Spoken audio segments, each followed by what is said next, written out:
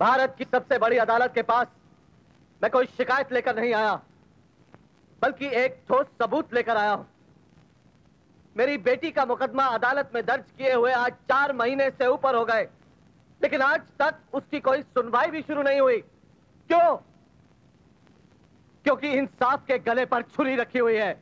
Justice Agarwal के खून के छींटे आज भी अदालत की दीवारों पर अपना रंग जमाए हुए हैं। हर जज को उन छींटों में अपना खून नजर आता है। एक डर है, एक खौफ है, एक दहशत है। सच तो यह है कि कानून और पुलिस के अलावा सब जानते हैं कि ऐसा क्यों है। जिस भी जज की अदालत में यह केस जाता है, वो या तो छुट्टी पर चला जाता है या हॉस्पिटल में एडमिट हो जाता है। ये मैं नहीं कह रहा, ये अदालत का रिकॉर्ड कह रहा है। मैं सिर्फ ये जानना चाहता हूं कि अगर ऐसा ही चलता रहा तो क्या इस केस की कभी सुनवाई नहीं होगी? मुझे यह कहने में जरा भी संकोच नहीं कि मैं भी आप ही की बिरादरी का एक छोटा सा मेंबर हूं। मैंने भी कानून पढ़ा है, कानून सीखा है, कानून की इज्जत करता हूं मैं। आज 30 बरस हो गए मुझे कानून की खिदमत करते हुए, तो क्या आज कानून मेरी उस खिदमत को नजरअंदाज कर देगा? कानून की जीत का झंडा ऊंचा रखने के लिए 30 बरस से मैं गुनाहगारों को सजा देता आया हूं। बेकसूरों के साथ इंसाफ किया है मैंने। तो क्या आज अपने इंसाफ के लिए मैं अदालत का दरवाजा खड़ा देखता रहूं और सोचता रहूं कि मेरे साथ हुई बेइंसाफी का इंसाफ कौन करेगा, कब करेगा, कैसे करेगा? मुझे इंसाफ चाहिए, मेरी बेटी को इंसाफ चाहिए। और अगर यह केस सच में कोई ऐसा तूफान, ऐसा कोई भूचाल, ऐसा कोई जल्जला लाने वाला है जिससे इंसाफ और इंसाफ के रखवालों को खतरा, तो खतरा मैं अपने सर लेने को तैयार हूं। मैं तैयार हूं अपने सर पर कफन बांधने को। मैं तैयार हूं इंसाफ की राह पर शहीद होने को। मेरा सर्विस रिकॉर्ड इस बात का गवाह है कि आज तक मैंने जितने फैसले किए हैं वो इंसाफ की देवी के चरणों में श्रद्धांजलि रहे हैं। मैंने आज तक इंसाफ के तराजू को डोलने नहीं दिया।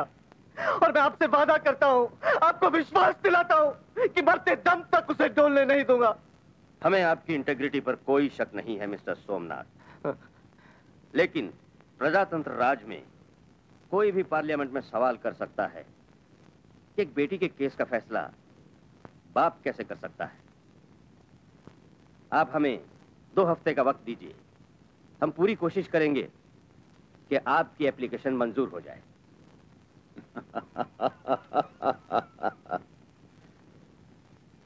तो जज सोमनाथ सुप्रीम कोर्ट से इजाजत ले आया।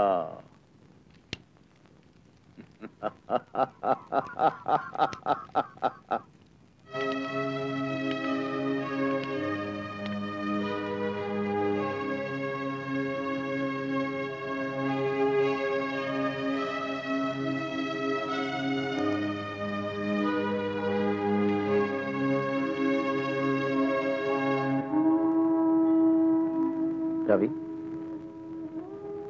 तुम यहाँ क्या कर रहे हो बेटा?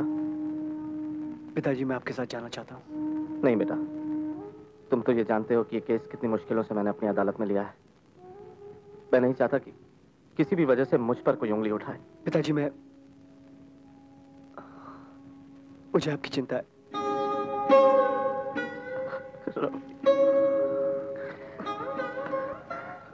बेटा, मेरी सुरक्षा के लिए मोहन मेरे साथ जा रहा है। तुम अंदर जाओ और जब तक हम कोर्ट से वापस नहीं लौटते तुम घर से बाहर मत जाना प्लीज। हाँ। अपना ध्यान रखना।